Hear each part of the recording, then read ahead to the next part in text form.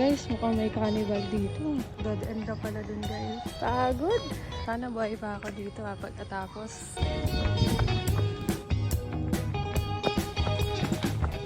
Tama ba itong mga desisyon ko? Ay naman, pa ako lagi. Ayoko na.